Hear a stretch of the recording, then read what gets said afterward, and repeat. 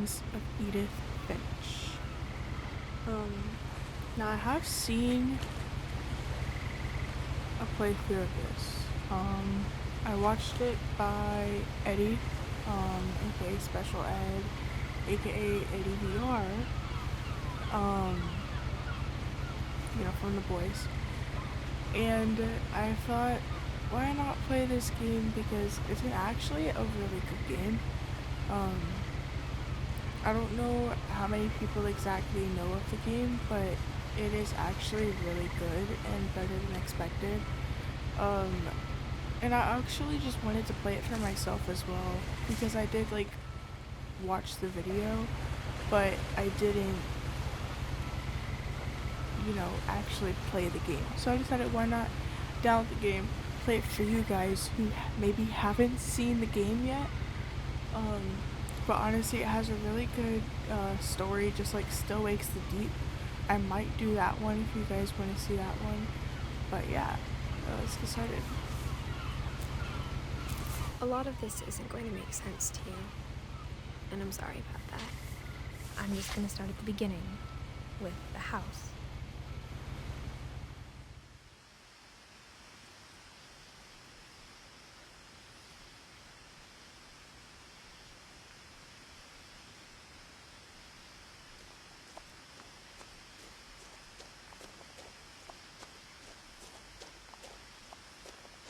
I lived here until I was 11, but I wasn't allowed inside half the rooms.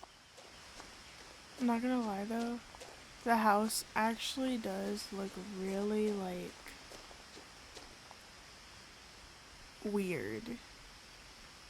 But also, considering it's a very old house, it kind of makes sense as to why it's weird. So it's So I was thinking that maybe I could use my webcam for this video. But the only issue is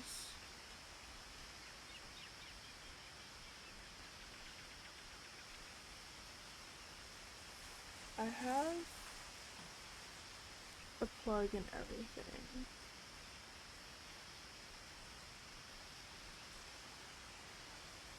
Somewhere. Hold on.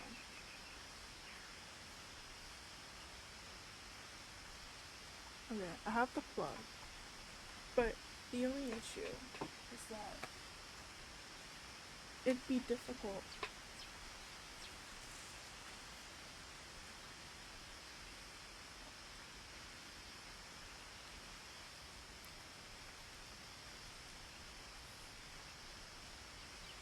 Hang on.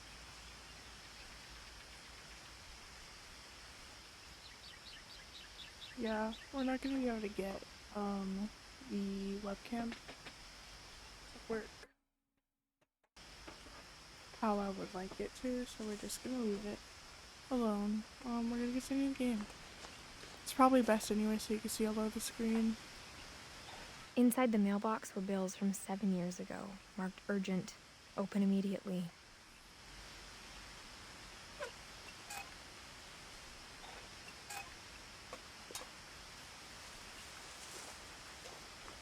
I hadn't been back since my brother Lewis's funeral.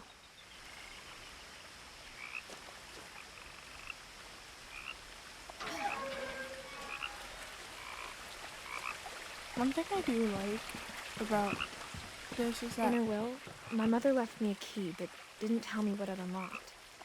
Maybe she thought I'd know, or she thought that the mystery would be enough to bring me back.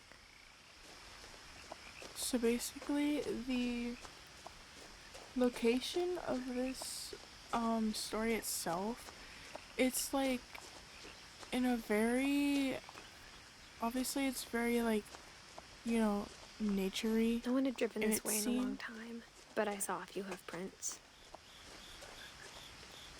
And to me, I feel like that's calming. It's peaceful,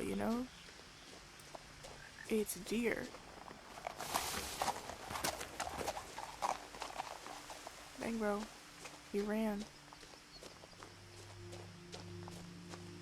The truth is, even after I inherited the house, I never thought I'd come back to it.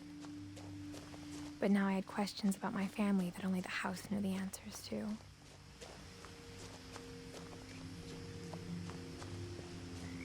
The story is just so chilling, and the way they reveal it, honestly, it's... The house was exactly like I remembered it, the way I'd been dreaming about it.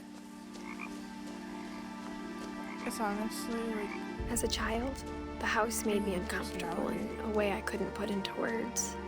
Now, as a 17-year-old, I knew exactly what those words were. I was afraid of the house.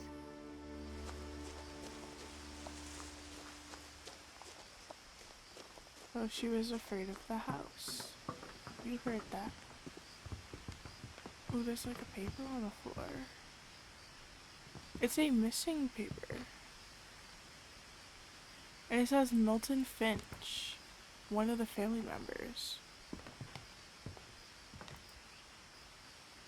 I hoped the key might unlock the front door. It didn't.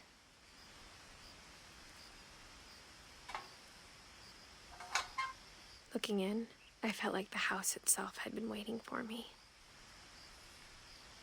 It's literally so chilling, bro.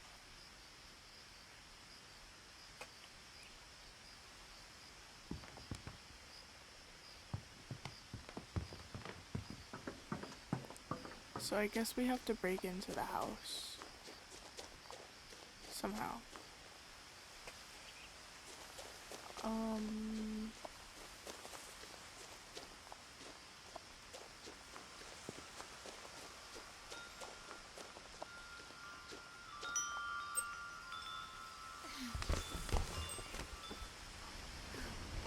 Crawling through the doggy door used to be a lot easier when I was 11. The power had been turned off the night we left. So she used to crawl through the doggy door on a regular? Is what I would be thinking, because she said used to be a lot easier when she was 11. So I'm thinking that maybe she used to crawl through the doggy door on like a regular.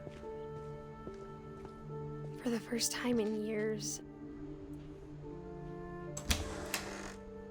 I felt like I was home.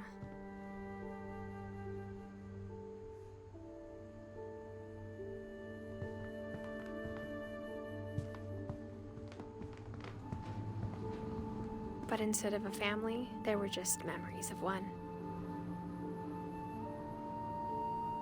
All these dishes. Like how only one restaurant would deliver to our house, so we had Chinese a lot. I'm guessing the reason for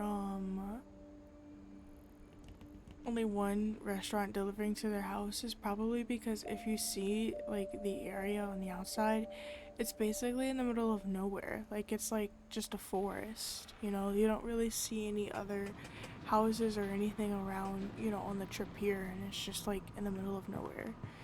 So it's like, that's probably why.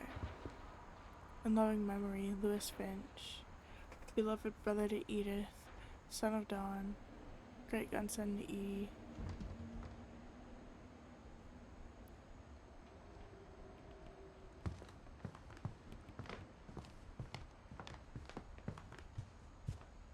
The table was still a wreck from the night we left. It was like a bomb had gone off, killing everyone but sparing the furniture. You know what's sad? They basically left this in a abandoned condition. So like obviously someone was on oxygen, or whatever. There's a tank here, and then there's a wheelchair. My mom was the only one of us who could imagine Great-Grandma Edie living in a nursing home.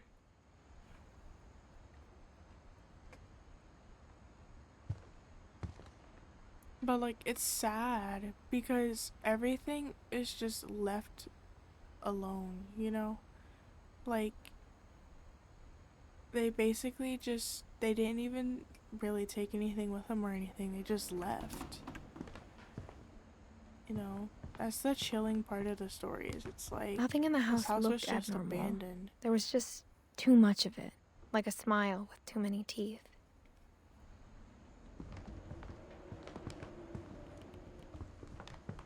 And there's like, what, packing boxes?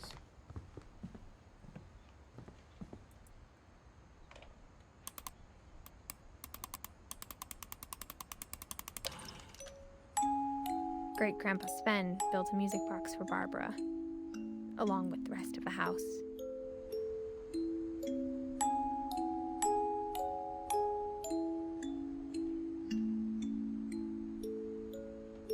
Mom always told me to stay out of the basement, so I wasn't too surprised when the key didn't fit.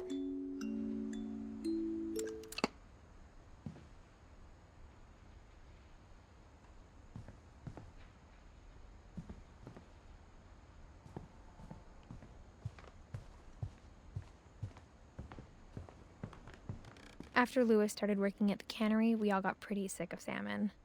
Except our cat, Molly. Dang. They got all of this.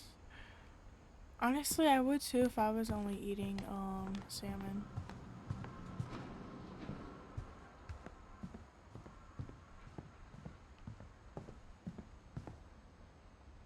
Whoa. Edie told me once that every Finch who ever lived is buried somewhere in the library.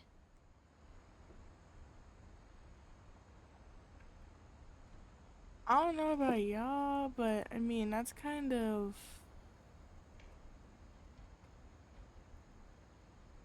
I don't know if I'd say that's chilling.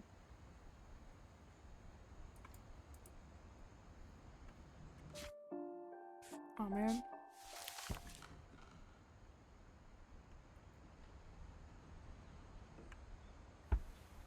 There we go.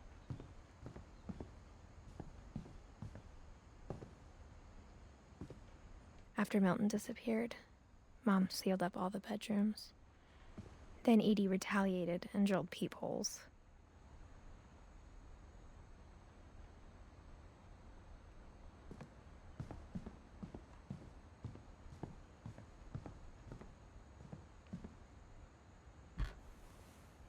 Barbara was a child star for 2 years, until America grew out of it. Dang. Edie's father, Odin, built the original house. The original. So there's, I believe, so there's like 2. Mom must have locked the 3rd floor stairs on the night we left.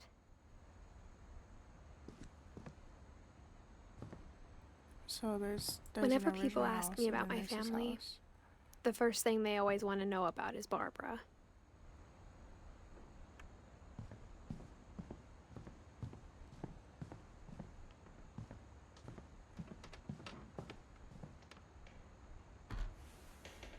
My Grandpa Sam spent 7 years sharing a room with his dead brother, Calvin.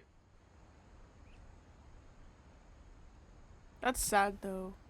Sharing a room with your dead brother. As a kid, I just assumed every house had peepholes and sealed rooms you weren't allowed inside of.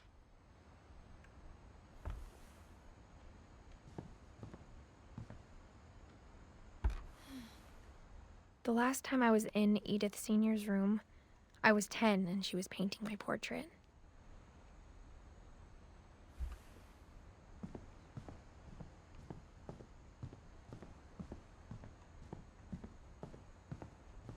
I spent a lot of time playing in Great Uncle Walter's room. I think my mom sometimes regretted not sealing it up. You know the scary part about this?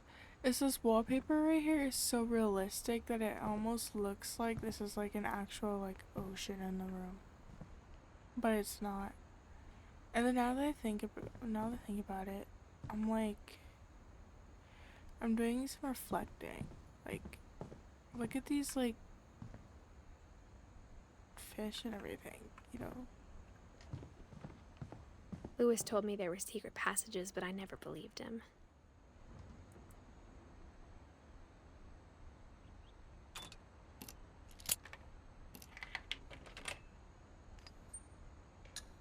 Turns out, my mom was really good at keeping secrets. It's honestly smart though. Now it was time to find out what my mom had been afraid of.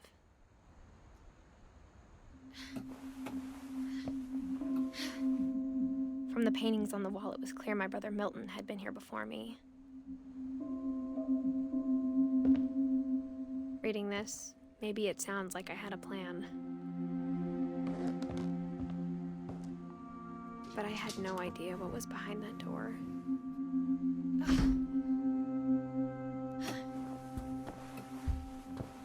Just like I had no idea where all this was gonna lead. So we're in Molly's room.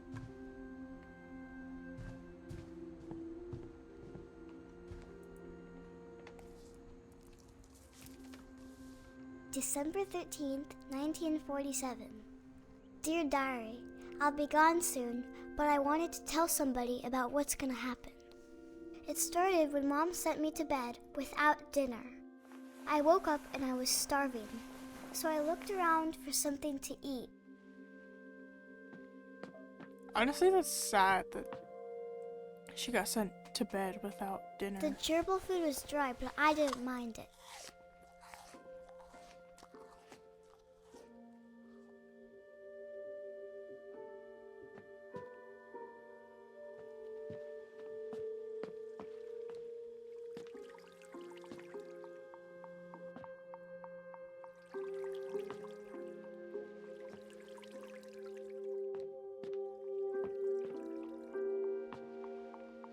I thought about eating Christopher, but I held back. Man, why would you eat a fish? What the poor fish do?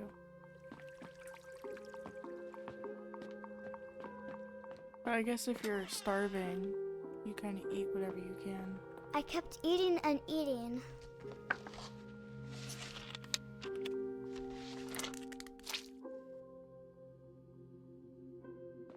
I ate a lot of things that night.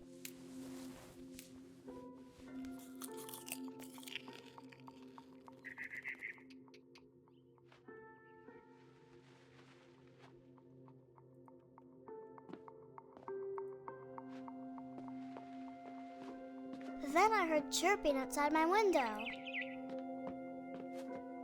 It was a barn swallow going back to her nest. I reached out for her.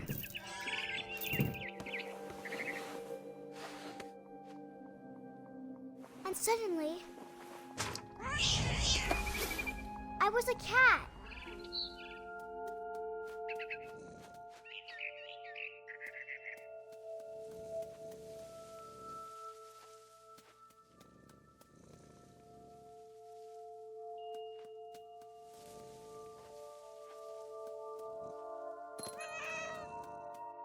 I tried to be quiet, but the bird was really scared.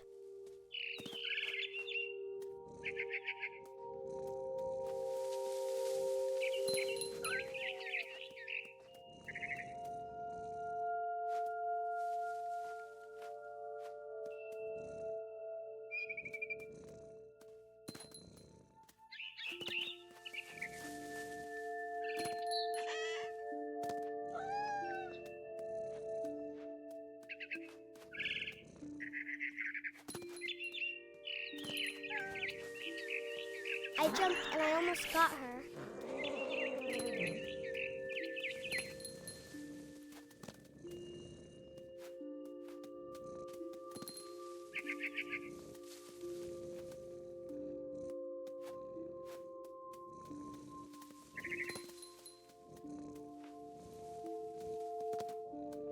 Wait, I don't know what to do now.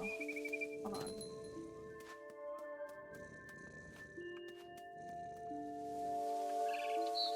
I could tell she was getting really tired.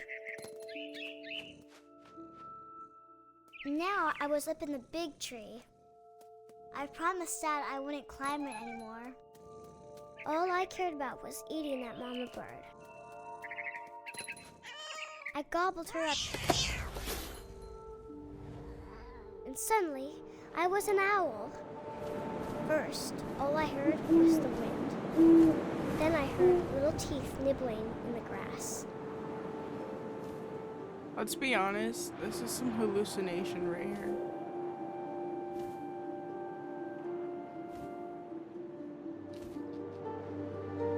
Rabbits.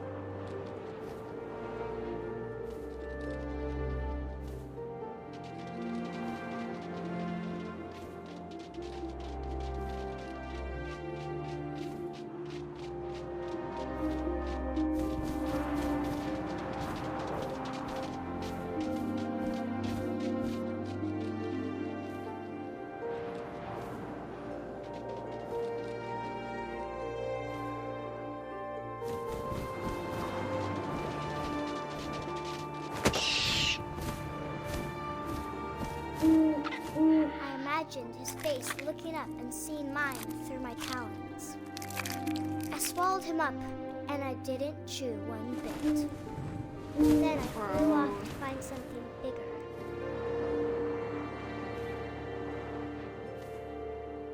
This is some straight extreme hallucination, and it's because she didn't eat, bro. Like, if she would have eaten, this wouldn't have happened.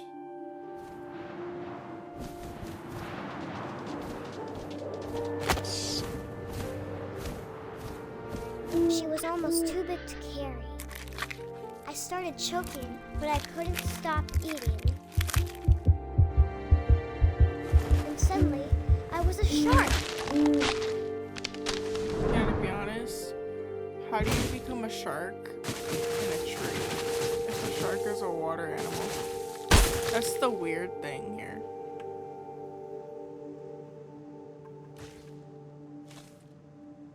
Well, now I'm just stuck.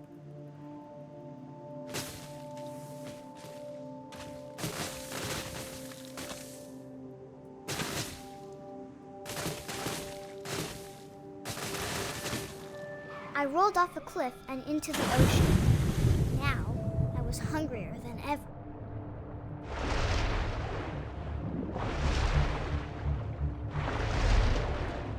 I wanted fat, juicy seals.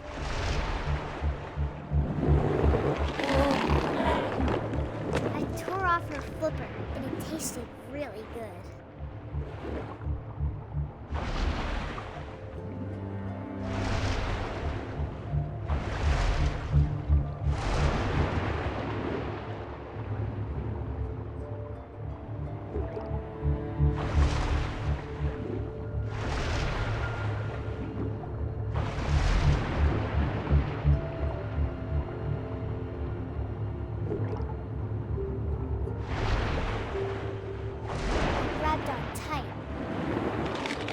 So hungry, I jumped out of the water. When I opened my eyes, everything had changed.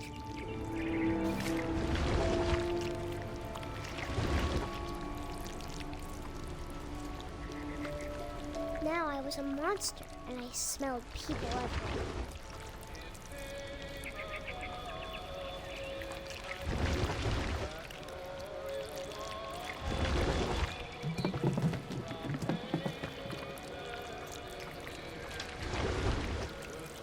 Dude, I've got no clue where I'm going, but you know? I was big, but I moved real quiet.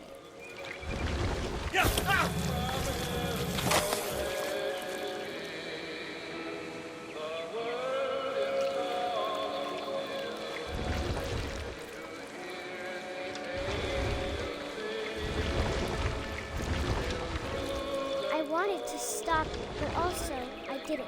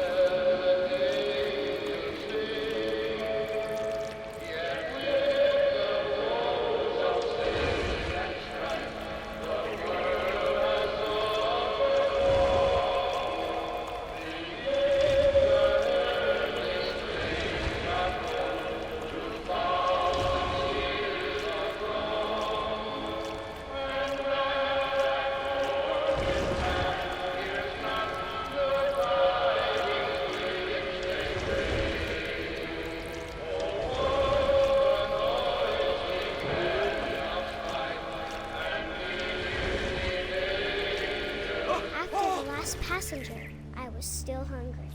And across the water, I smelled something new. Something I had to have, so I swam towards it.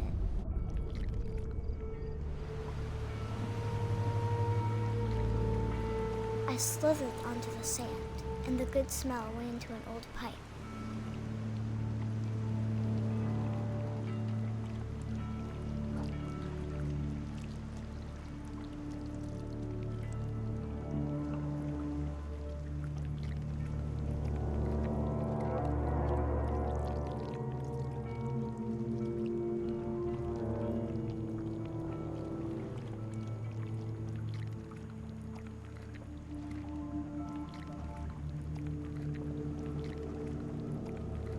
I got closer and closer.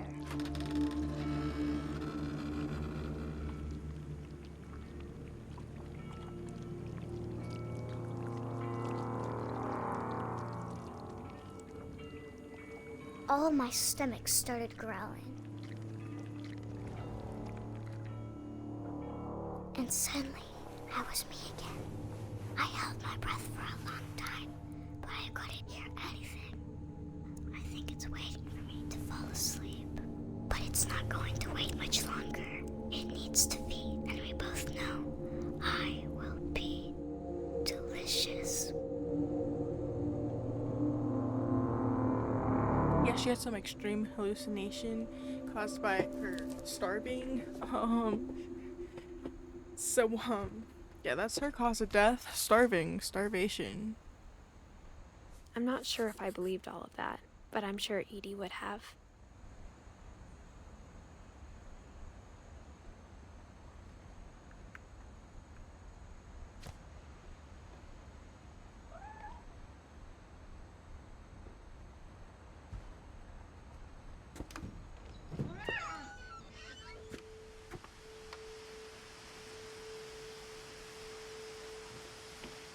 This will be obvious later, but my mom never told me any of these stories. Edie would have, but Mom didn't like bringing up the past. Though, when we adopted a stray kitten, she was the one who named it Molly. I spent a lot of time in Great-Grandma Edie's room. Her room was like a museum. For 500 years, the Finches have been famous throughout Norway for their fortune and misfortune.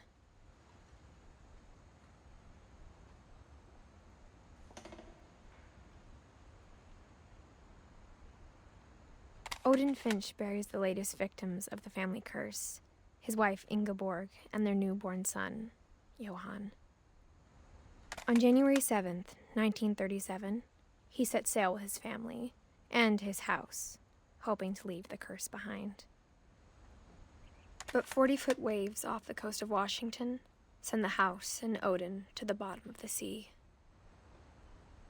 Odin's daughter Edie, with husband Sven and baby Molly, step ashore on their new home, Orcas Island.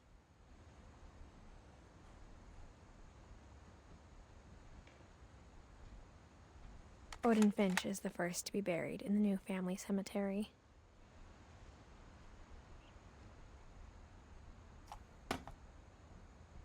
Oh wait, I don't think I read all of it.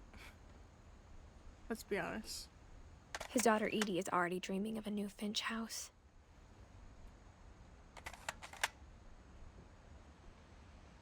Okay, now I did.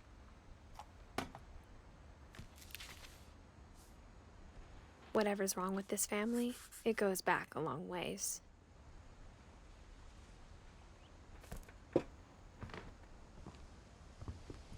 Edie knit me a new pair of gloves every year, just in time to replace the old ones. Louis died a week before we left, but Edie had already started to memorialize him.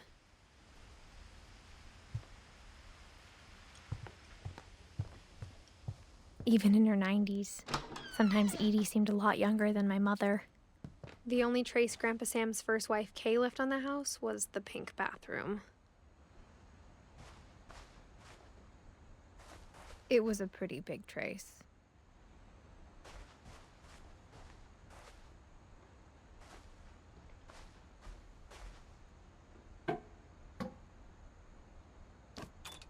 There's a secret in this bathroom.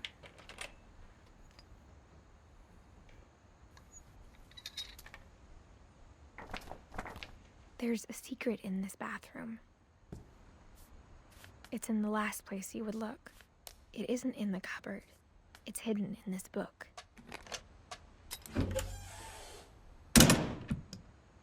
Wow. You know, the one thing about this family is that they really do have a lot of, like, secret pathways in their house. Sven gave Sam an old camera he'd refurbished. He never put it down.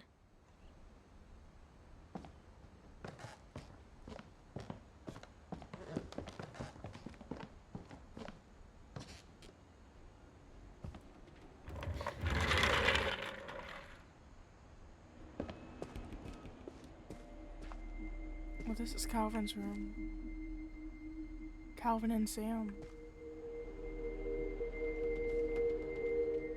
I knew Grandpa Sam had a twin,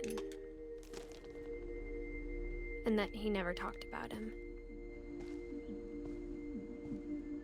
I guess my grandpa didn't like history any more than my mom did.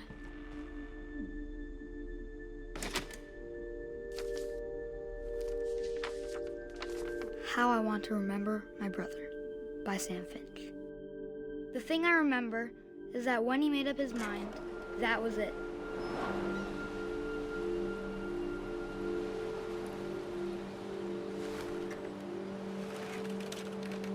My brother said he'd die before he ate another mushroom, and he did.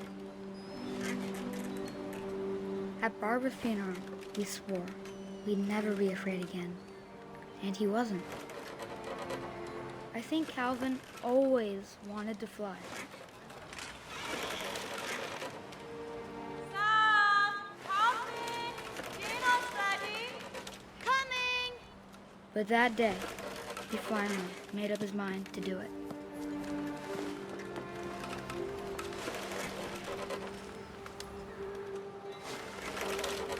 I told him going around was impossible. Maybe if I hadn't said that. Calvin! I'm not gonna tell you again! Maybe if the wind hadn't picked up. Then maybe he'd still be here. But I doubt it. I think he'd already made up his mind. That's what I want to remember about my brother.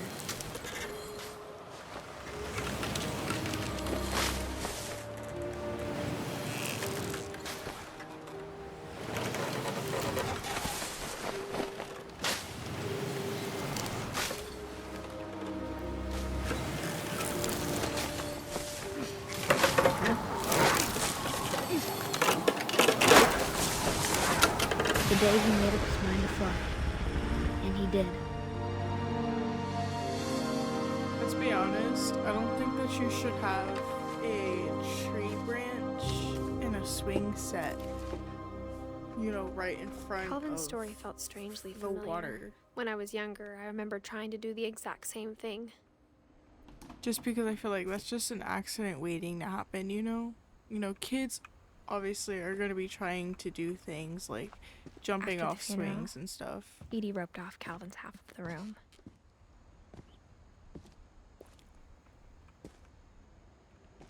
Mom said Grandpa Sam enlisted at 18 and never set foot in the room again.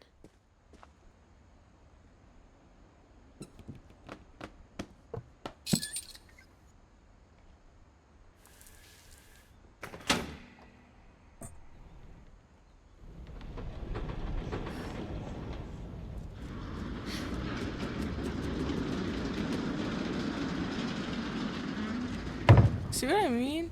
They just have all these secret pathways. The passages were a pretty tight fit. They'd obviously been built for smaller hands and bellies.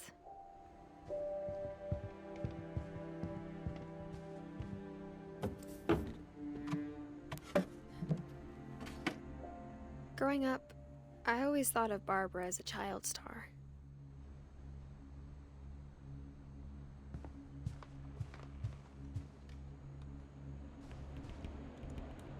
I never thought about how hard it must have been for her afterwards.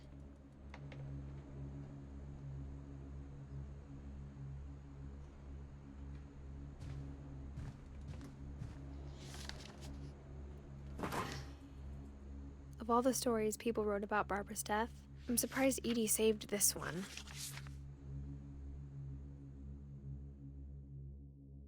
Old Jack here with another ghastly tale inspired by America's most unfortunate family.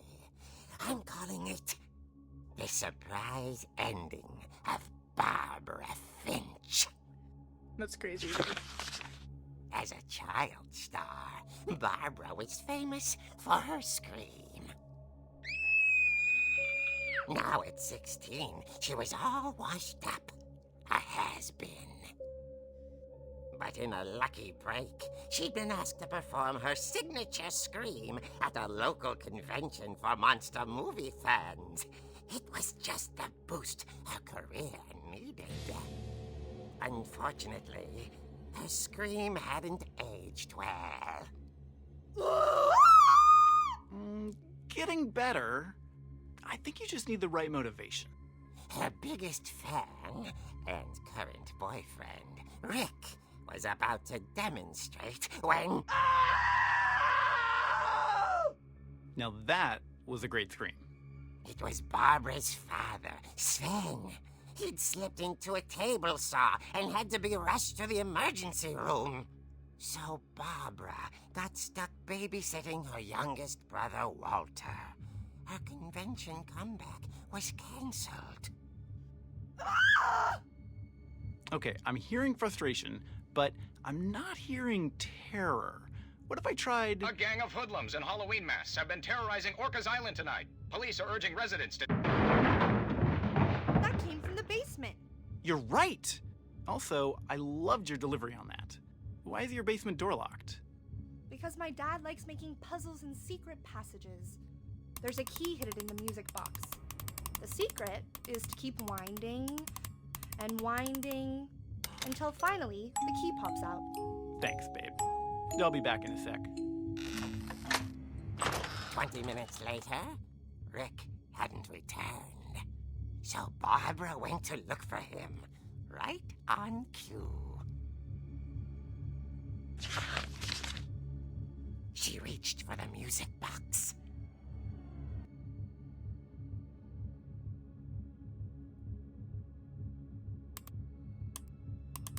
And as she wound the key, she listened for Rick, but the house was silent.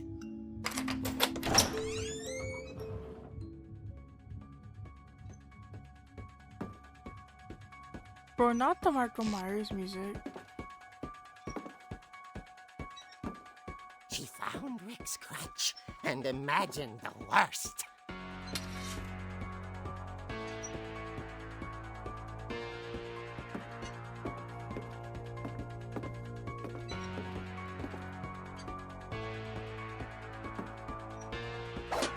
The gang's leader is the infamous Hookman killer, Dr. Carl Hamill, who impaled and then ate his family 10 years ago tonight.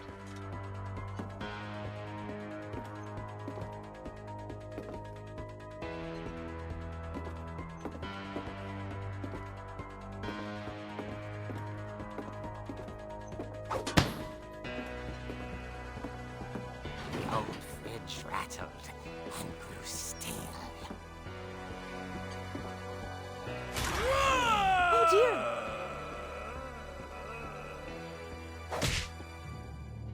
Oh! Rick? Barb, relax. I was just trying to scare you to help you find your scream. Well, I'm not scared, Rick. I'm furious. Then act furious. All I'm getting from you now is that you're hurt and confused and She threw him out, but she kept a little something to remember him by. Barb, have you seen my other crutch? And she was still holding it when she fell asleep watching the Late Picture Show. The Late Hours Picture Show. later, Barbara! Walter, what's going on up there? Ah! Okay, I'm coming up, but if this is a trick, you're dead, Walter.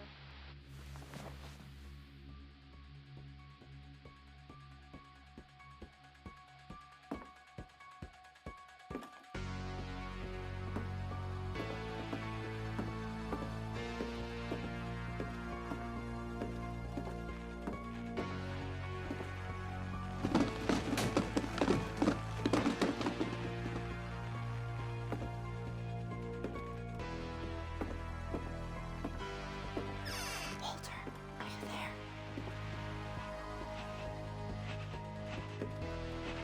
Walter had vanished, but his bedside radio was still on. Orcas Island police describe the man as 6 feet tall, with a steel hook for a hand. Residents are urged to lock all doors and windows and notify the police of any suspicious activity. Barbara turned saw the hook man, and was speechless. He was quite smashing.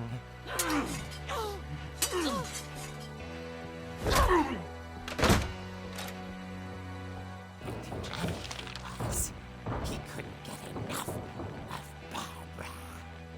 Okay, Barbara, there's gotta be another way out of here.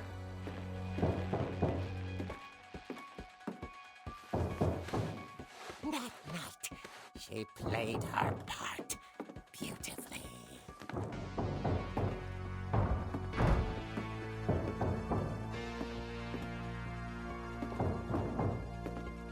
Molly's door hadn't been opened in years. The hinges groaned.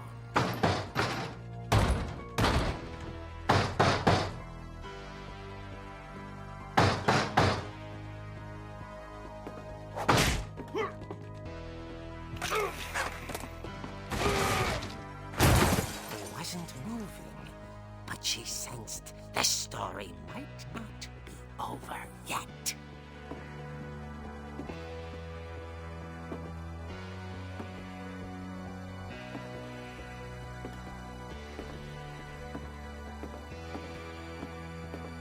The hookman had vanished.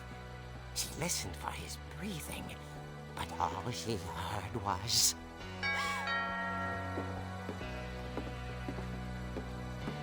And I'm sorry for not like talking that much, but like I'm just super focused on the game. At the door, she heard whispering. It was coming from inside the house.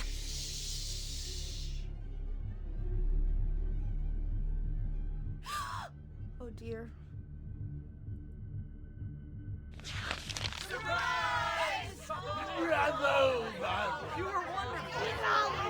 The monsters had come to surprise her.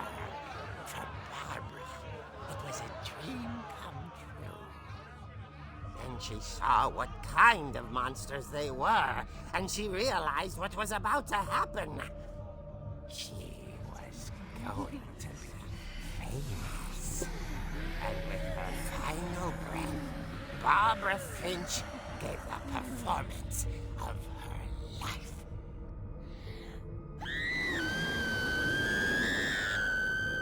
I wasn't there myself, but I hear Barbara was That's crazy. magnificent. Poor girl. She had a taste for stardom. But unfortunately, crazy. so did her fans. Of course, the police blamed it all on poor Rick, who disappeared the same night.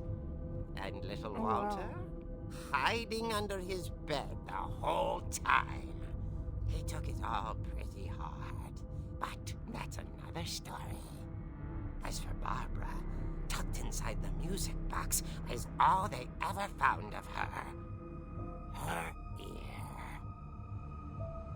Now that's what I call a real eerie tale.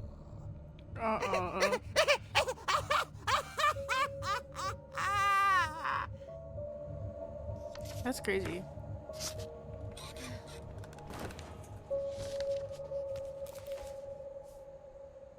Edie told me all Barbara wanted was to be remembered, as absurd as that comic was. Maybe what Edie saw was a happy ending.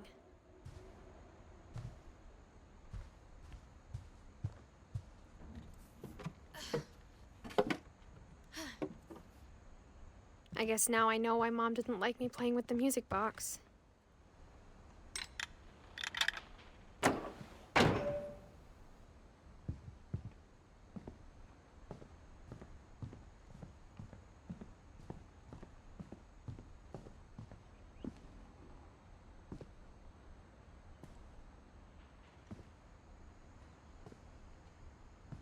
You see, you would think that, you know, it wouldn't be nothing just playing with the music box, but this is an actual solid reason for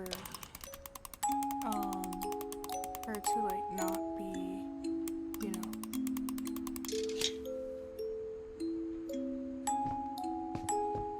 playing with it. Especially because it's a secret key.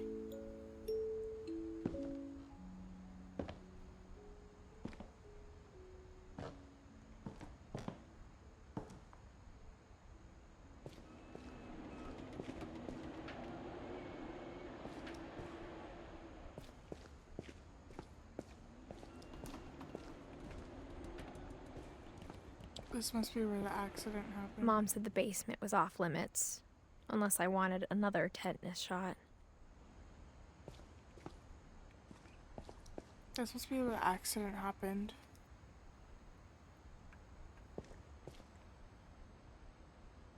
You know, where they basically said he, like, I guess fell onto the table. I saw Edie sneak down to the basement once, carrying packages. I thought maybe she was hiding presents. It turned out she was hiding a lot more than that.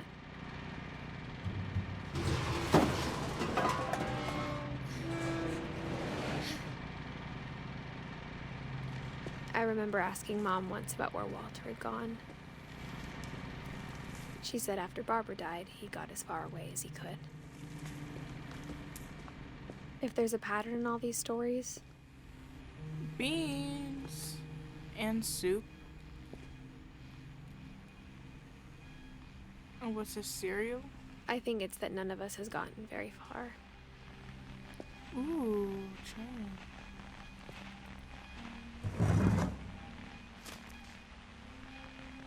Goodbye, everyone. I can't believe I've been down here for 30 years. On that first day, after the shaking started, I didn't think I'd survive a week.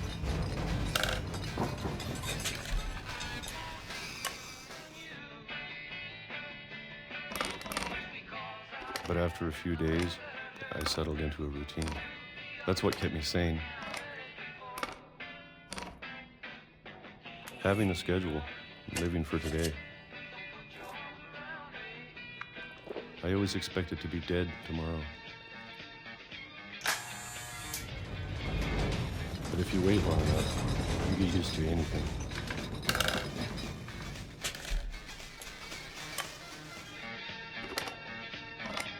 Even a monster on the other side of the door starts to feel normal. Almost friendly.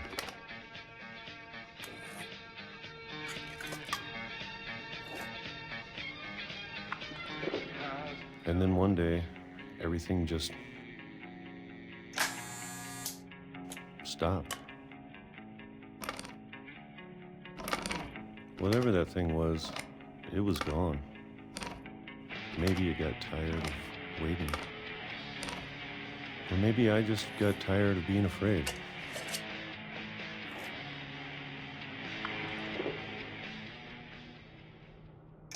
It's been a week now, the longest in 30 years. I'm done waiting. I have to leave while I still can.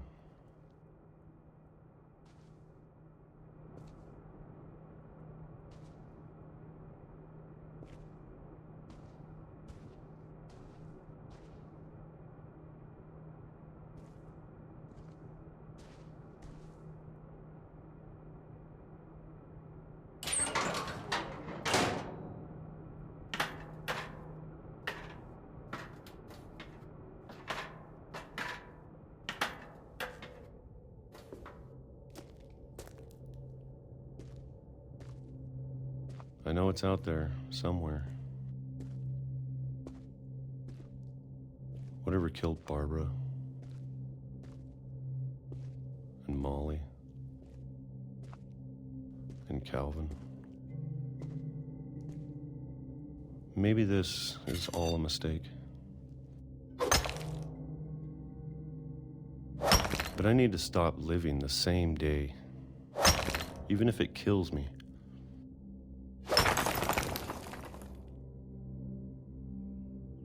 Whatever's out there, I want you to know I'm ready for it. I'm going to appreciate all of it, especially the food. I don't mind if I only have a year left, or a month, or a single week. I'd be happy with one real day. I can already imagine the sun on my face. And then he got hit by a train. That's sad. He was literally only outside for like a minute before he got killed. Walter died when I was 6. I can't believe my mom never told me he was down here.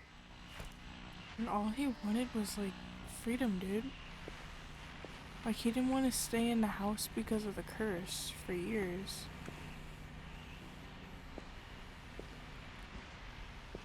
I'm sure my mom was trying to protect me.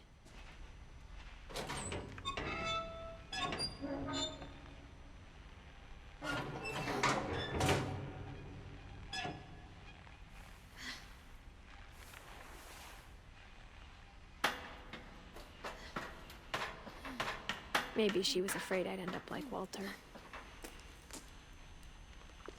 But if she never told me about an uncle under the house, I can only imagine what else she was hiding. I don't want to make the same mistakes she made. That's where everything went, dude. Trying to bury something that's still alive.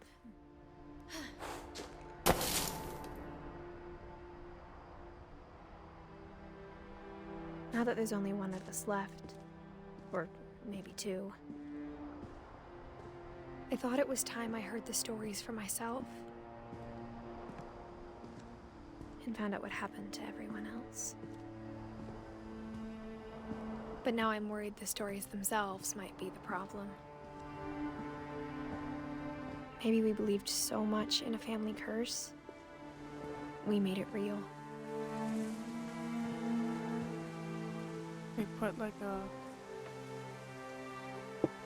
memorial type thing here for him.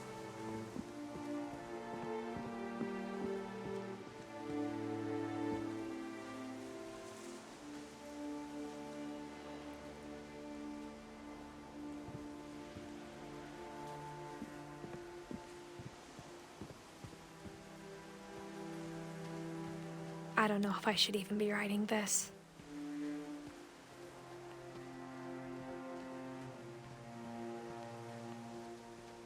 Maybe it'd be better if all this just died with me.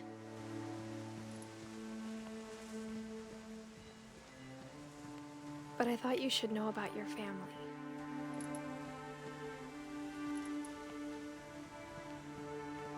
And the history you're a part of.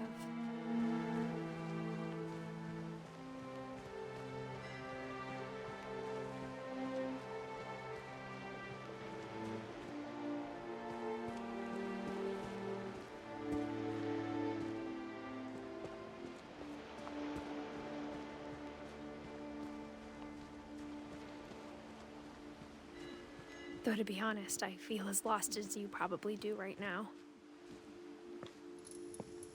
I think the people in these stories believed them, for what that's worth.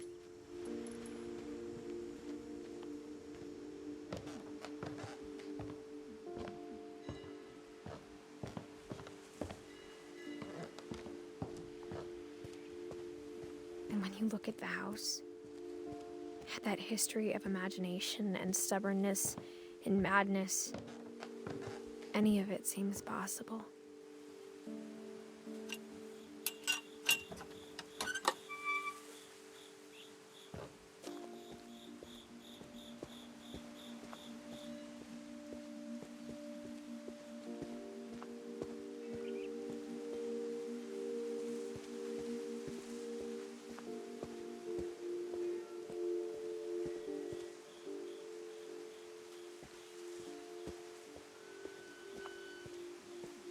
I think we've been surrounded by death for so long, we've just gotten used to it.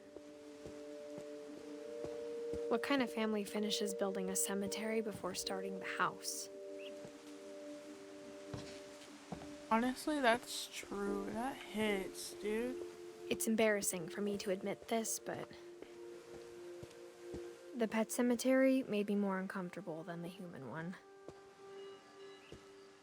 3 of the gerbils were mine, and 2 had been my fault.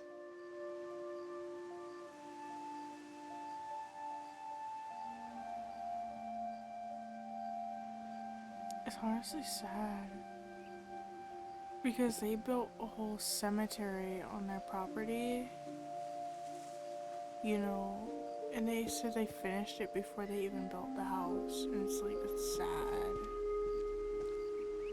You had Zoe, Coco, Tucker, Charlie, Daisy, Lucy, Derpy Jr., Derpy, Burpy, Chirpy, Furpy, Lurpy, and Zerpy. This is probably the pet one, and then this is probably...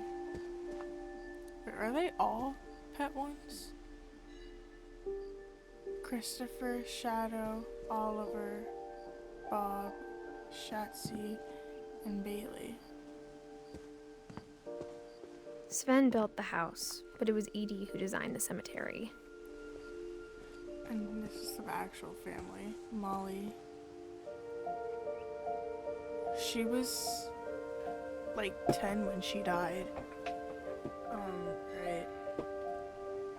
And she's the girl who died from the starvation, and the hallucinating.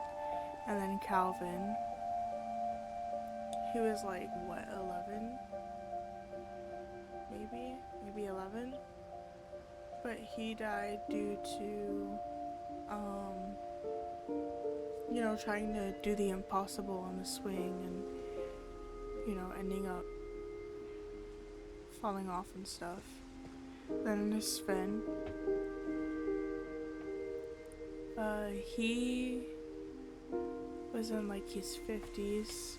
I'd say he ended up dying from, you know, the table or chainsaw accident or whatever, the table saw when he went to the hospital or whatever. Is what it said in the magazine, so I'm assuming that's what happened. Edie, she actually lived a very long time. Assuming she died from what? I don't know what she died from. Could it have been old age, maybe? And there's Walter, excuse me. There's Walter. He was in like his 50s. He was the one who got killed on the train tracks when he was trying to get freedom. And then Barbara, she was in like what, her 30s or something? 20s? But she died from, what we saw in the magazine was that there was like a break-in type of thing. And then she got eaten by monsters. I think that it was probably just that there was a break-in. What's up here? I'm sure Odin's monument had been Edie's idea. My mom was always trying to move on, but for Edie, the past never went away. Ooh, it's Odin.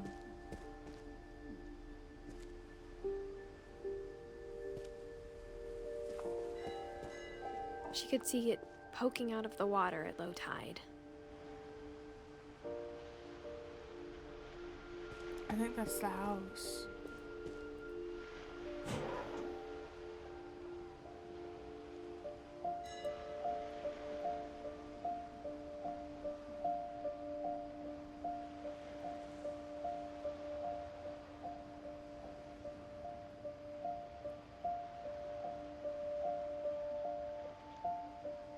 Edie said she dreamed about the old house every night.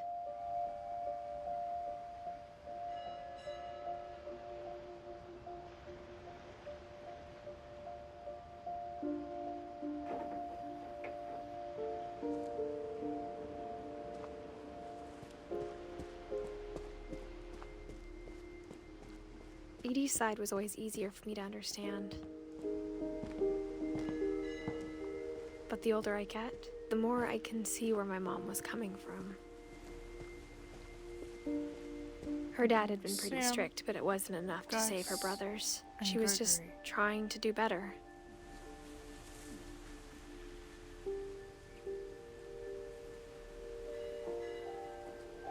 Gregory was only like 1, and Gus... Well, Gus was a little older, but Gregory was only like 1. Which is sad.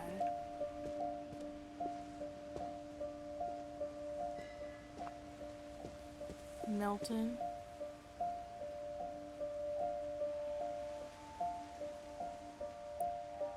Sanjay. She lost two or of her Sanjay. brothers, just like I did. I get why she tried so and hard to protect Lewis. us.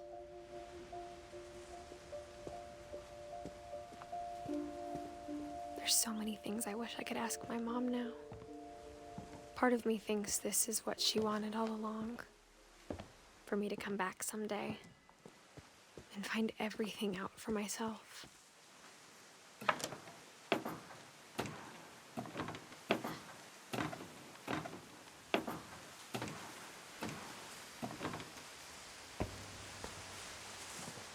But looking back on it now,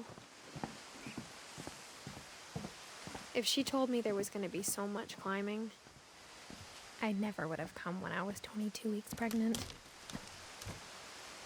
She's 22 weeks pregnant.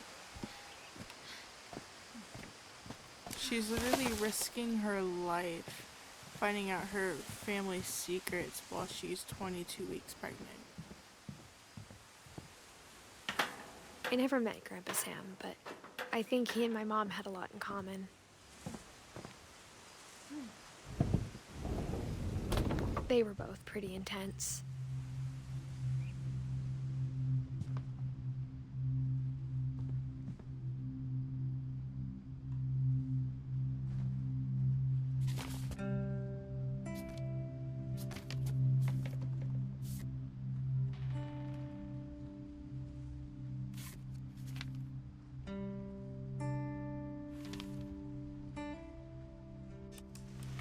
Dawn, I promise, you'll never forget this weekend.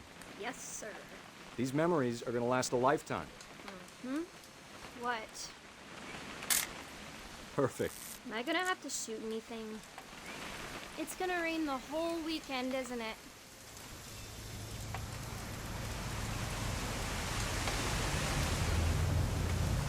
Please just take the damn picture. Hey, language. I will never forget this weekend, Dad. That's the spirit. Okay, got it. I'm gonna take some pictures, okay? Just be careful. The camera's older than you are.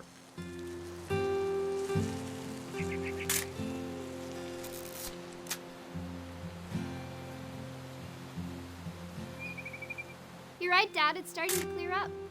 Still freezing, though.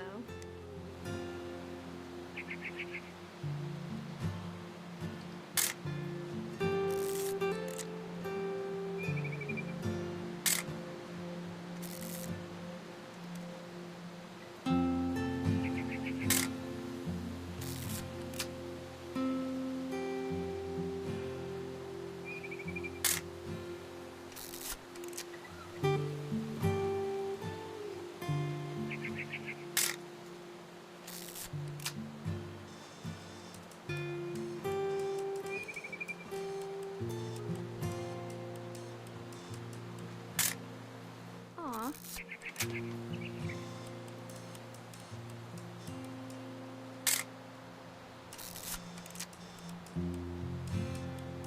Definitely should not have drunk all that coffee. Hey! That's a keeper. Funny memories. I'm just saying, I'm not always gonna be here, Dawn. You'll need to remember this stuff, if you want to survive. I'll be fine, Dad. You know who else thought he was gonna be fine? Some guy who died. Dawn, I'm being serious. I know, Dad. You're always serious. Doesn't being out here make you want to chill out? Well, to tell you the truth, I haven't been out here in 20 years.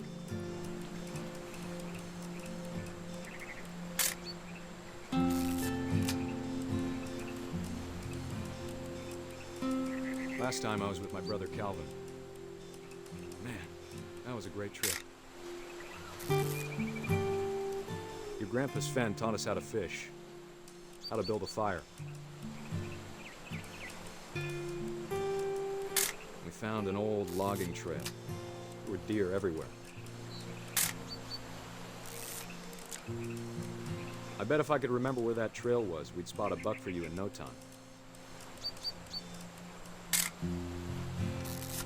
Give me a minute to check the map.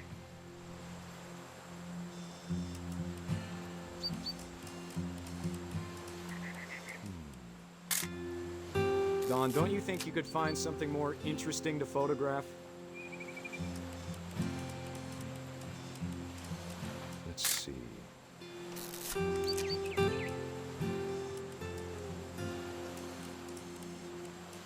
Maybe.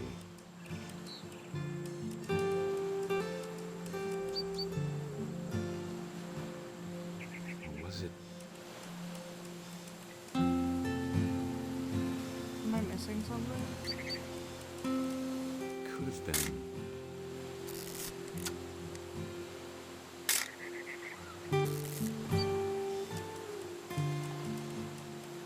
Ah, bird. Dad! Good eyes, Don. Ah!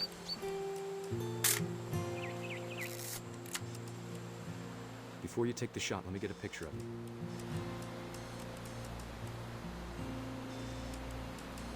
Dad, I... Let me get behind you. Do I have to do this? Don, you don't have to do anything. But if you want to survive, you'll need to be strong. Great shot, Don! Dude, I honestly feel bad for the deer. Like, she was forced. I'm proud of you, Don. Always remember that, okay?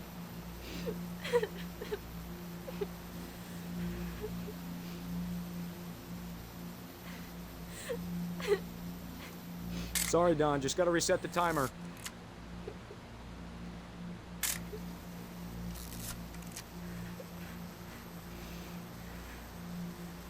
Yeah, dude, it's honestly sad. Hang on, kiddo. Just trying to get a shot of the two of us together.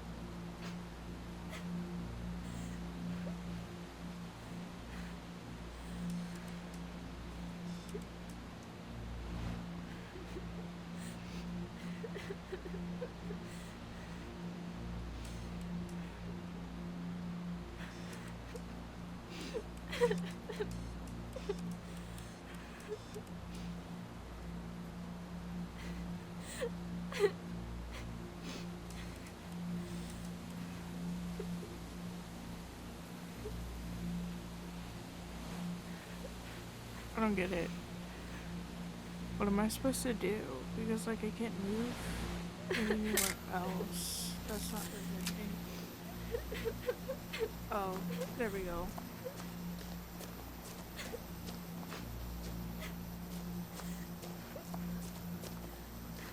Dad, it's twitching.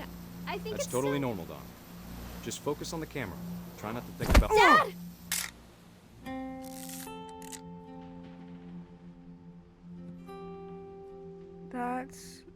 No, dude, that's a painful memory to see in a picture.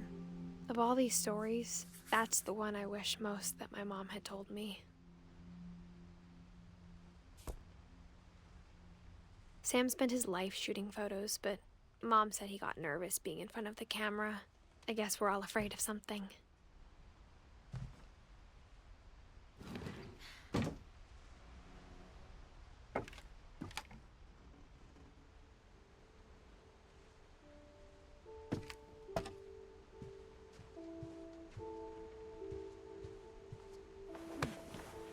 After Sam died, my mom and Edie got really close. They'd both lost a lot.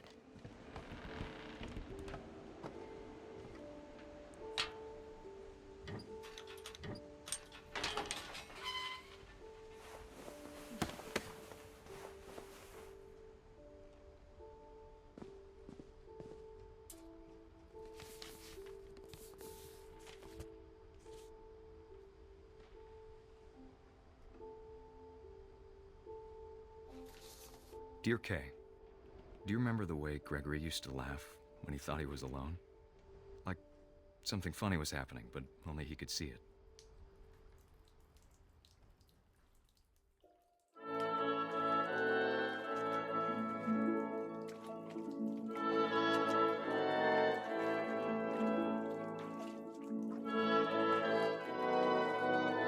I think he saw things the rest of us don't.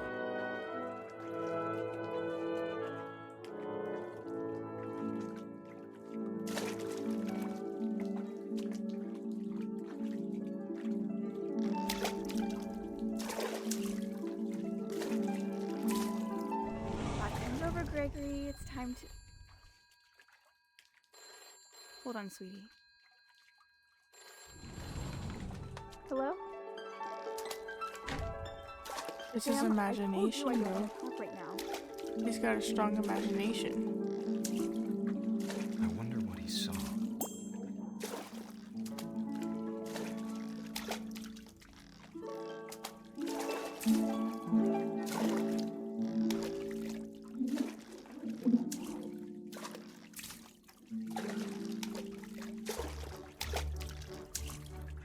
He reminded me so much of Calvin. Lost in his imagination.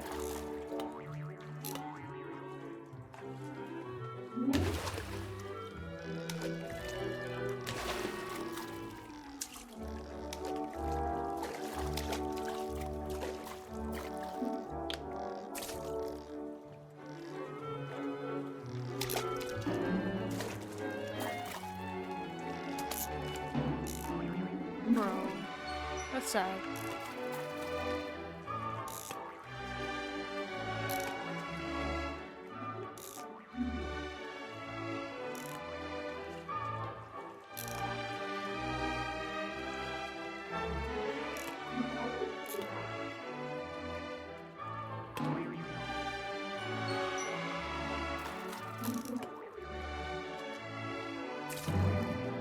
I know how silly it sounds.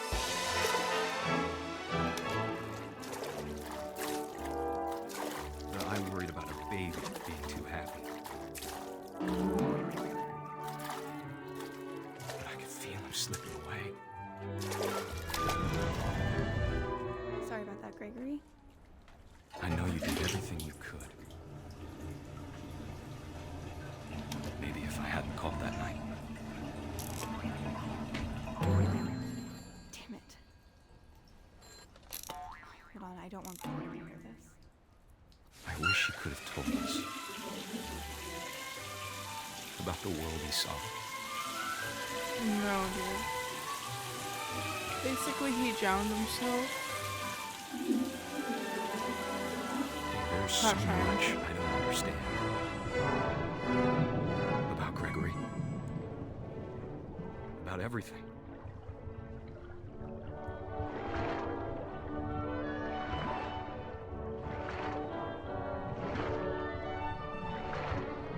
But I know what happened wasn't your fault.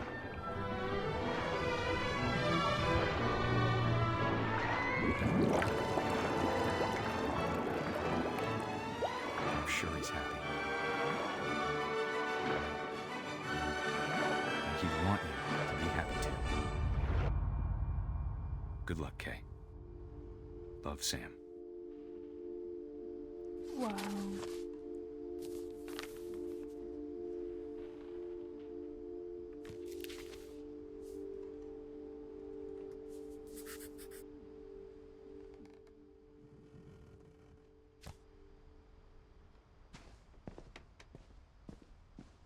I can't imagine my mom ever writing poetry, and yet... A poem for Gus, who always said the wedding was a bad idea. Our father never hit us kids, at least not very hard, before the day my brother said with teenage disregard that he'd be dead before he'd see a wedding in our yard.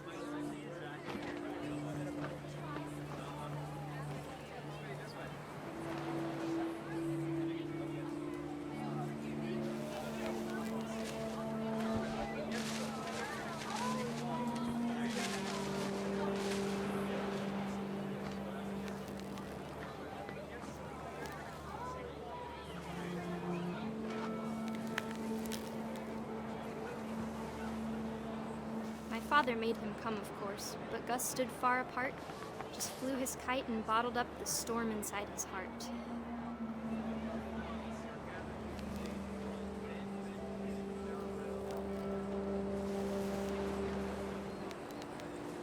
I tried to talk him out of it, I like though how he'd never met interactive her. this game is.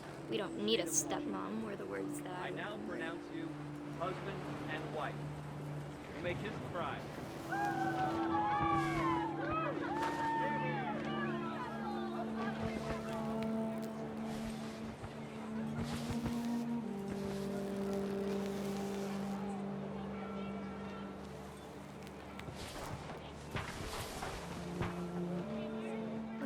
photos came, Dad ordered him to Come here.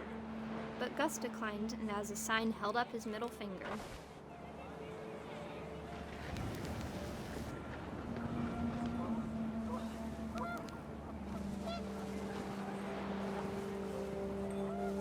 The wind picked up, and panicked geese appeared and quickly went. But all the humans did that day was go inside the tent.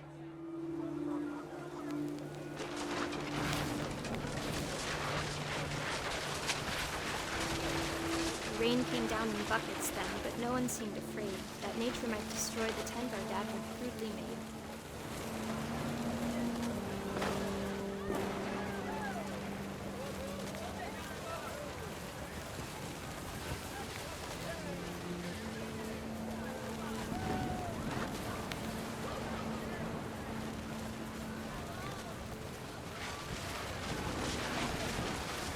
Thunder sounded much too close and full of angry power. But all my father said to this was, "Make the music louder."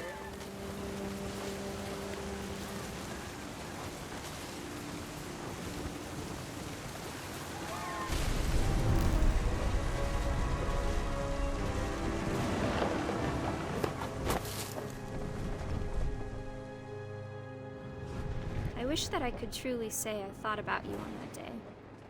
Out there on the beach alone, just you, the wind, the sea, and foam. But I didn't.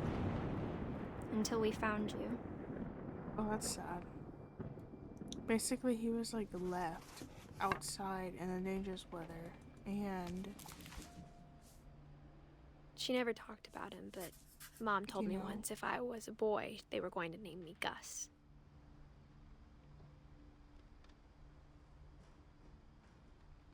It's honestly just sad, though.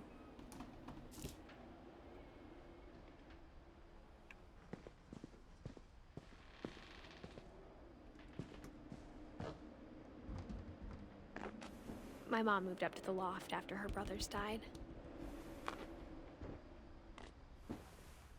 At the time, it was as far away as she could get.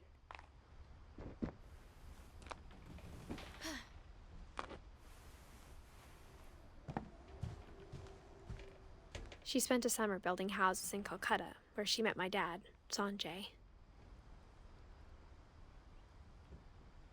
Why to India? Hey. Religion was another thing my mom never talked about, but I think it helped her a lot after her dad died.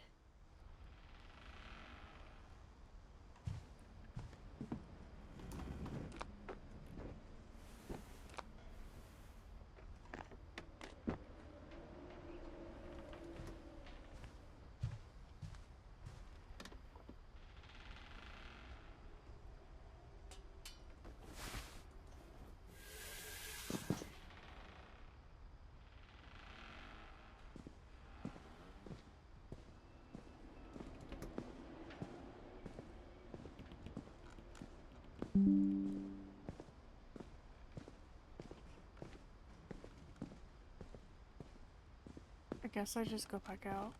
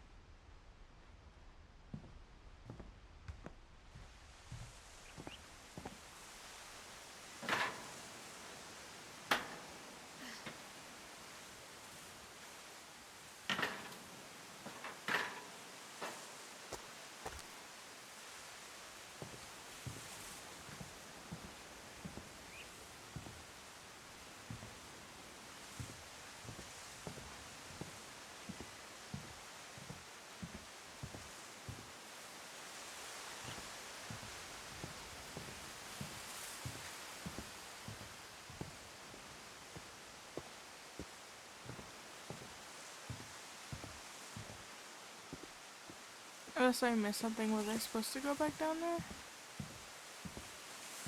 Hold on.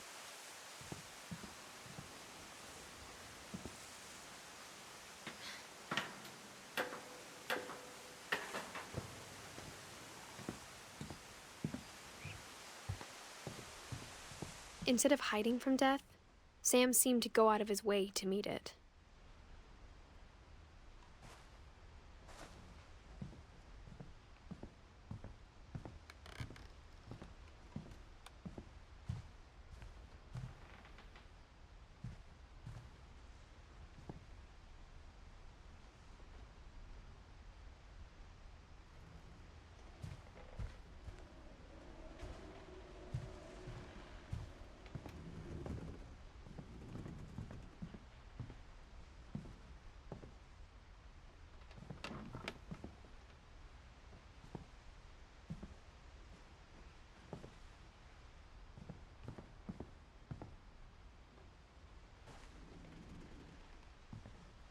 I don't know, there's gotta be something that I missed.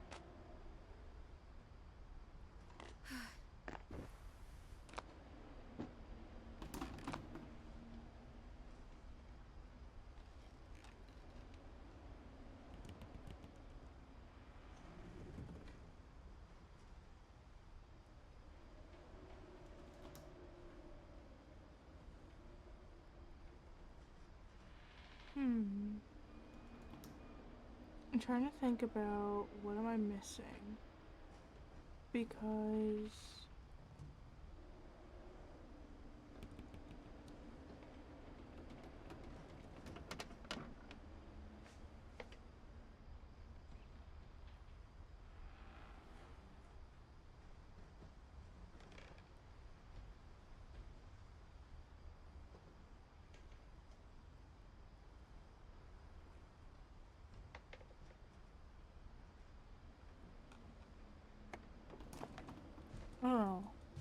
oh, this is what I missed. My mom moved to India a week after graduation and got a job teaching English. Lewis was born a year later.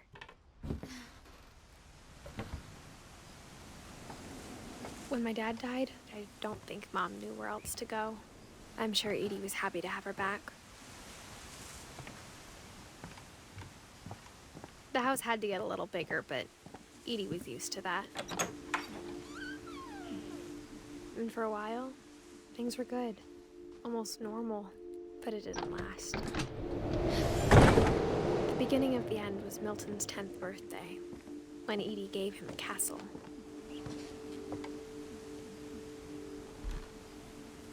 After Milton disappeared, the only thing he left behind was a room full of paintings.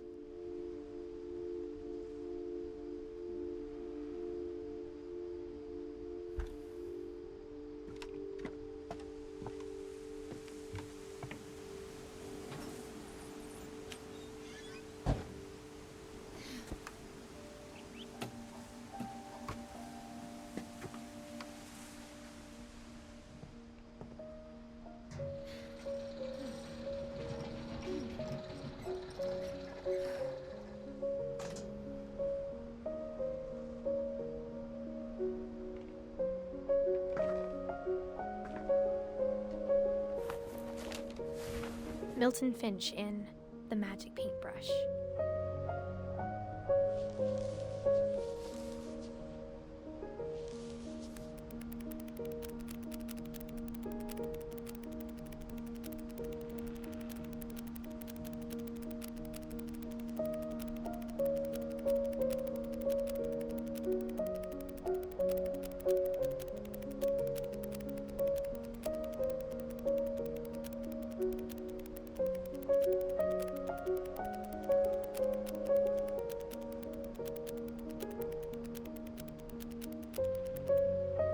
basically he actually disappeared after that.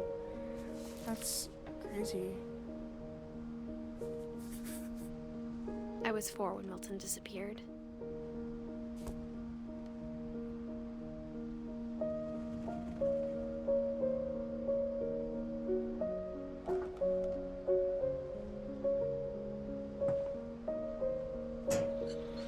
Mom spent months searching for my brother. Then she sealed the doors.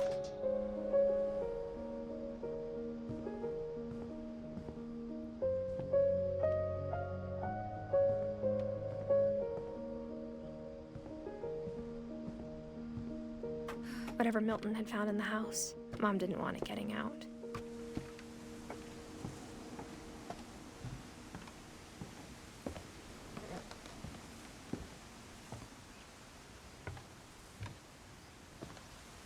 Mom definitely blamed Edie, but I think Lewis blamed himself. After he graduated, he just spent more and more time in his room, until Mom got him a job at the cannery. Everyone always told me to stay out of Lewis's room, except Lewis.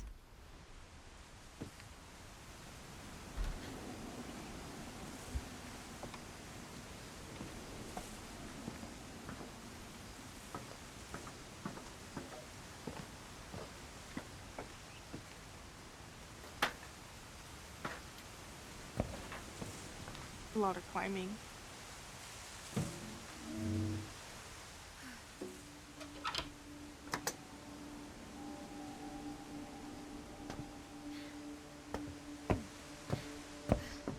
Lewis's room smelled very, very familiar. That part of him lived on.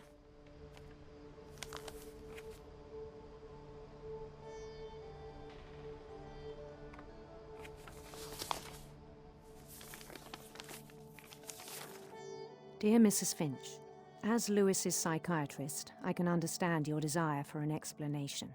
As I see it, the trouble began in January, shortly after we convinced your son to seek treatment for substance abuse. Newly sober, I believe Lewis first noticed the monotony of his daily life.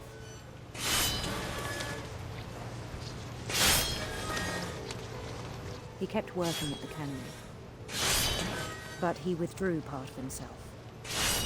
In our sessions, I saw the same behavior. His mind began to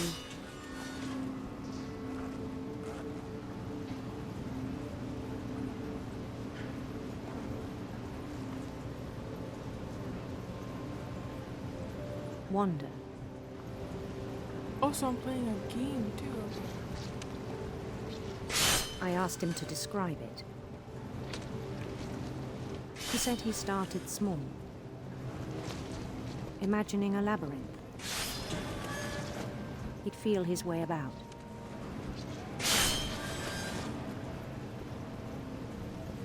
Then something moved. Bats. And toads. Like most society.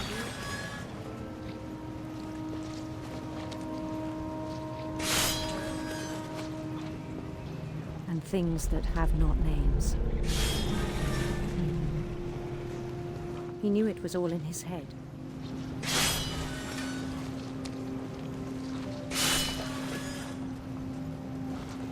But he took it very seriously. I had hoped he'd find himself.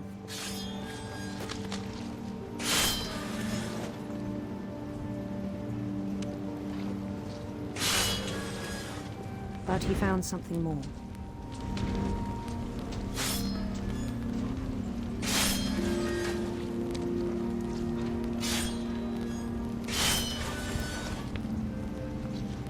I worried about him then, daydreaming at the cannery. I spoke with his boss, but he said Lewis had become a model employee. Methodical, tireless, focused. Like a whole new Lewis. So I let him go on.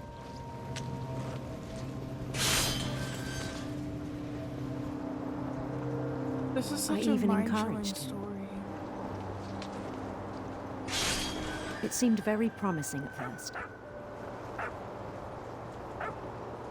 He told me he'd made a new friend.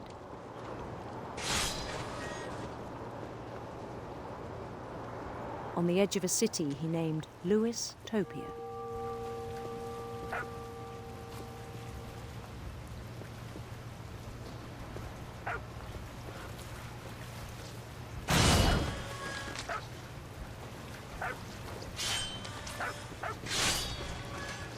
He built the city up slowly, brick by brick. Then he made musicians.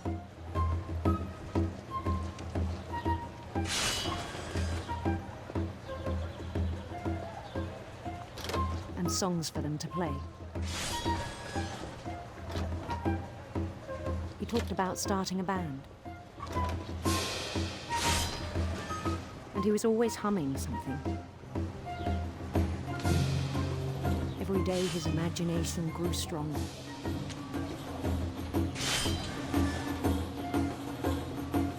He no longer spoke at the cannery. But his chopping was as reliable as ever. Then one day it struck him that all the cheering crowds, even the stones under his feet, were all in his imagination. So he could do whatever he wished.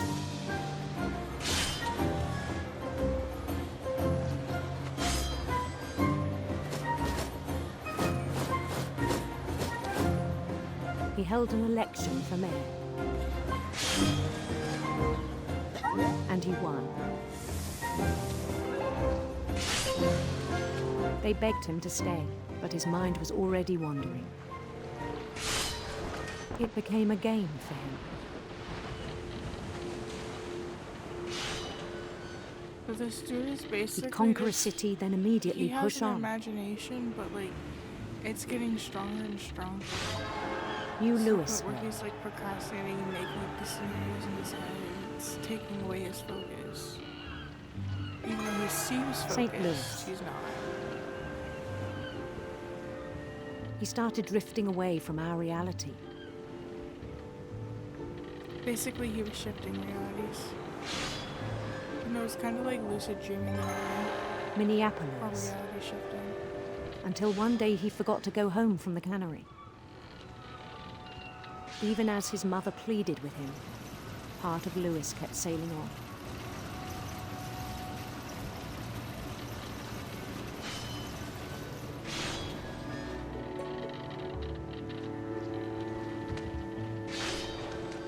In Louisburg, he heard rumors of a handsome queen.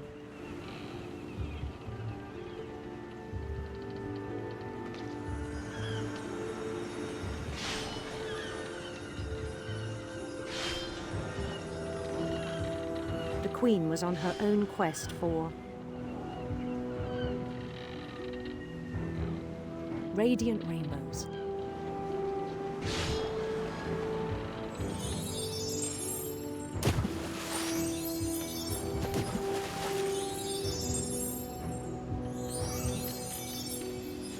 He followed the sound of her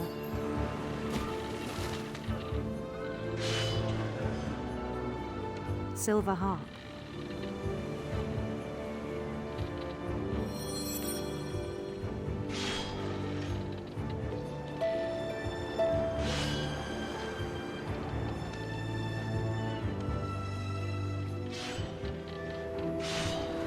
His chase led him to a golden palace east of the sun and west of the moon.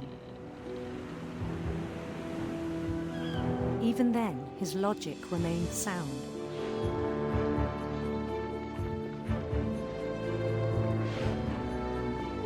He knew the world was all in his imagination.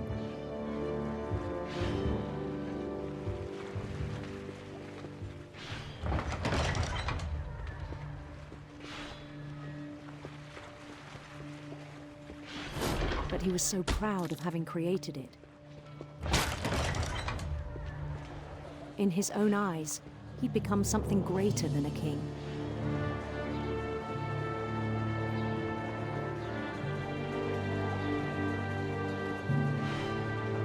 For someone who'd never known success in the real world, I think it was overwhelming. And then it struck him that the real Lewis was not the one chopping salmon, but the one climbing the steps of a golden palace.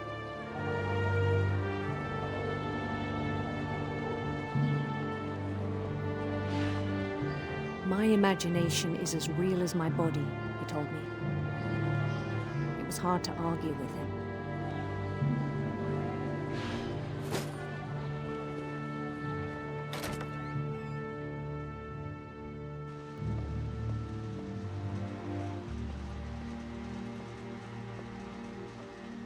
He began to forget the world we know.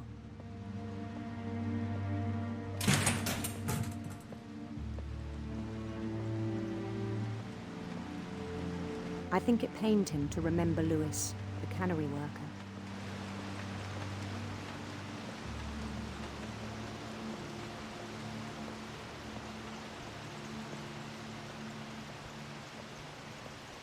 He began to despise the man with a royal contempt.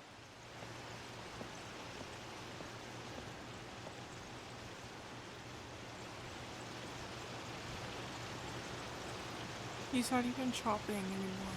Like, that's how bad it is. I still thought I could save him. Even after he said he was being crowned king over all the lands of wonder.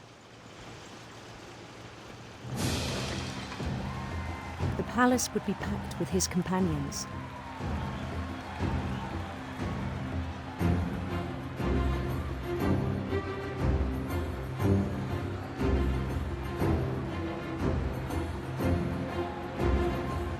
Including the wise Calico who'd insisted on advising him.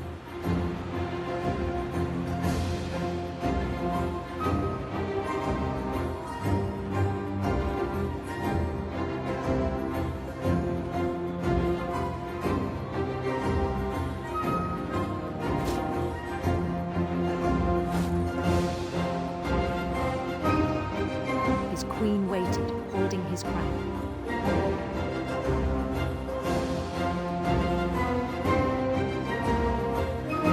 There was only one thing left to do.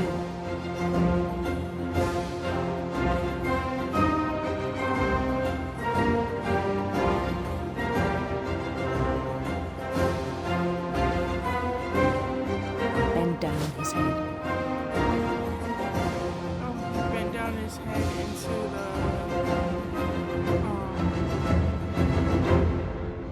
the cannery thing. And the rest I think you know. Mrs. Finch, your son was a kind man who will be missed by all of us who knew him.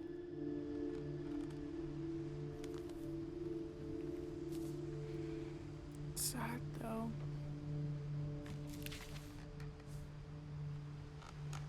My brother was really cool. I wish you could have met him.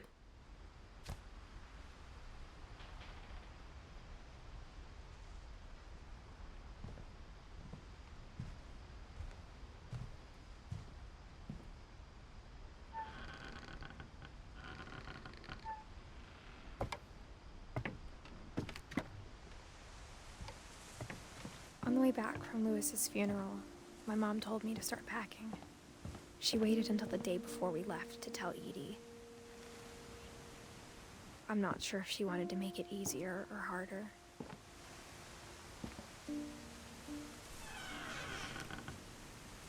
I wish we'd stayed.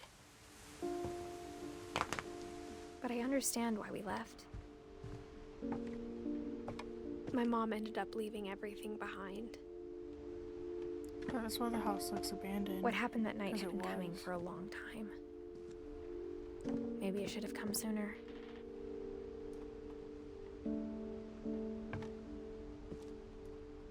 It's Edith's room. But it had to end one way or another. All that's left now is to tell you about that last night.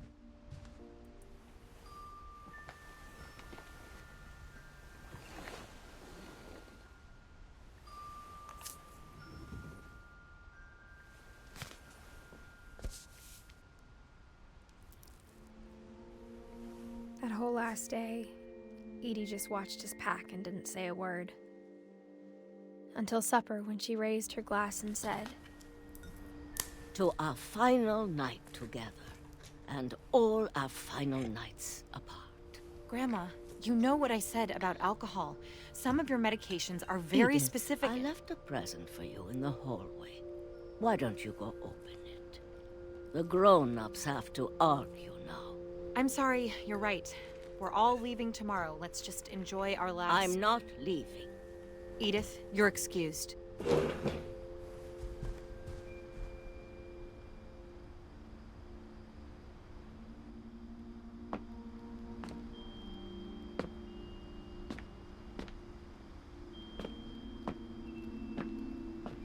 The power had been shut off that morning, but Edie always had plenty of candles. When my mom sealed the library, I don't think she knew about the other entrance. Or that Edie had a key to it.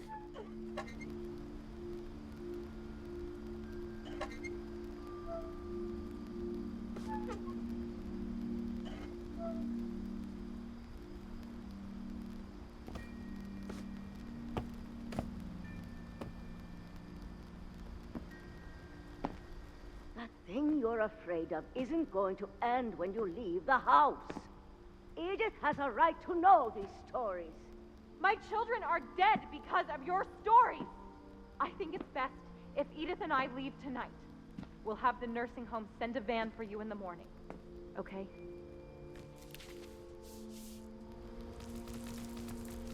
Dear Edith, there's so many stories I wish I could tell you, but there's only time for one. This is about what happened on the night you were born. That night, the tide went way, way out.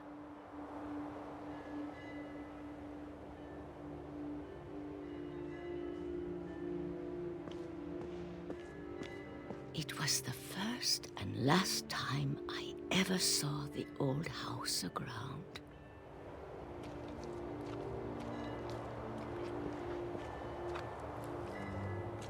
There'd been an earthquake out in the middle of the ocean. They called it the lowest tide in 1,000 years. God, it smelled awful. You know, I've seen that house every day of my life.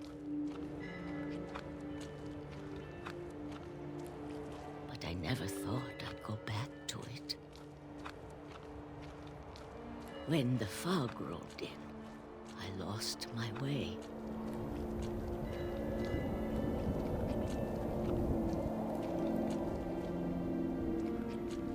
I got turned around.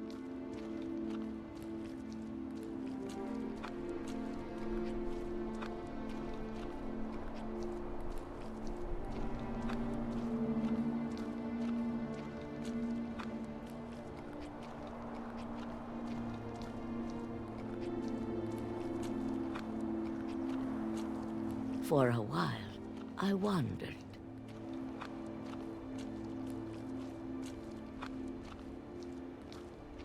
I started seeing things.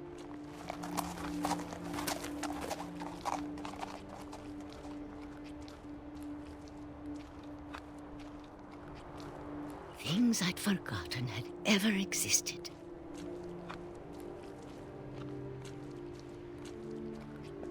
But when I saw them, they felt like old friends.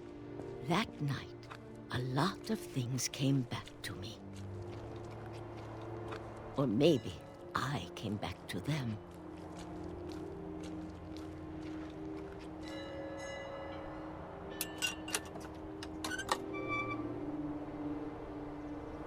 Things I can't explain, but that I need you to try and... Edith, what are you doing in here? It's mine. Edith! Mom, you're gonna rip it! Let go! I kicked and screamed, but Mom dragged me to the car.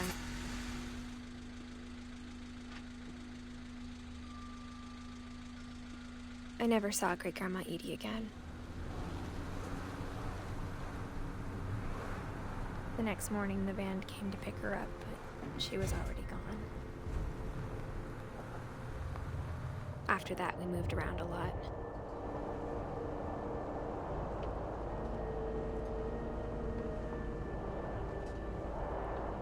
We both tried to make the best of it.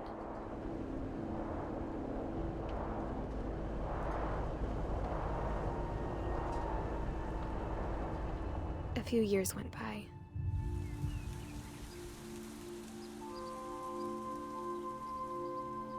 Well, that's cool. My mom didn't like to talk about it. But she started getting sick a lot. The rest happened pretty quickly.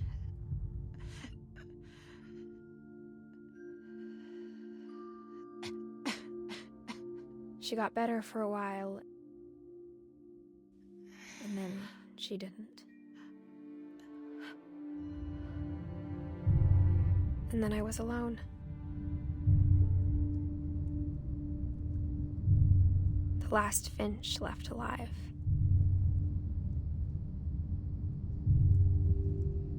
Until I found out about you.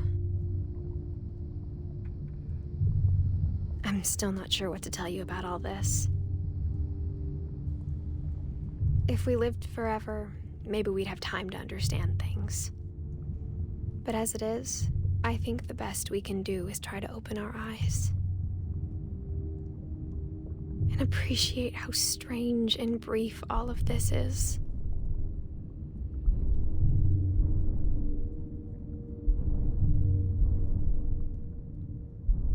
This journal was supposed to be for you.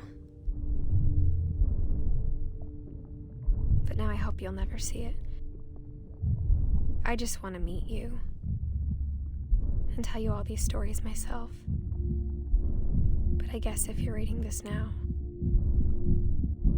We're the child. things didn't work out that way. Because she was pregnant. She was 22 weeks pregnant. We're the child. This is where your story begins. I'm sorry I won't be there to see it. It's a lot to ask, but I don't want you to be sad that I'm gone. I want you to be amazed that any of us ever had a chance to be here at all. Good luck.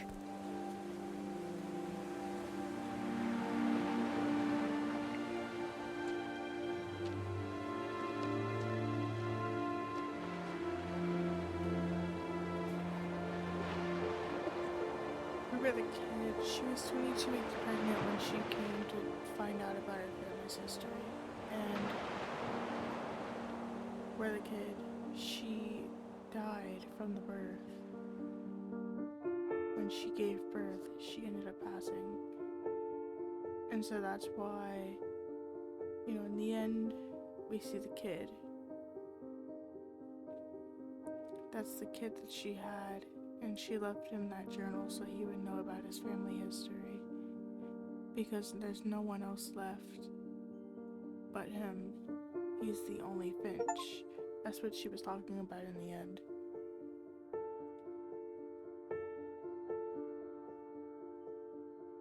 Dude, that's chilling.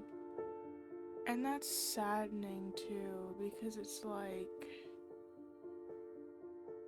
knowing that your family has this big curse where everyone is dying at such a young age, it's just saddening, you know? It's saddening when you think about it.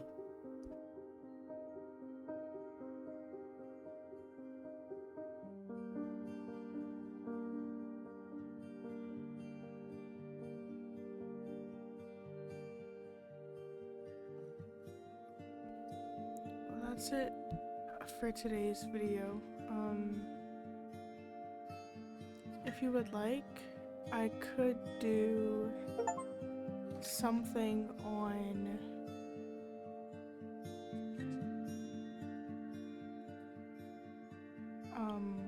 Still Wakes the Deep or any other games. If you guys have any, just let me know. Other than that, I'll see you guys in the next video. Peace.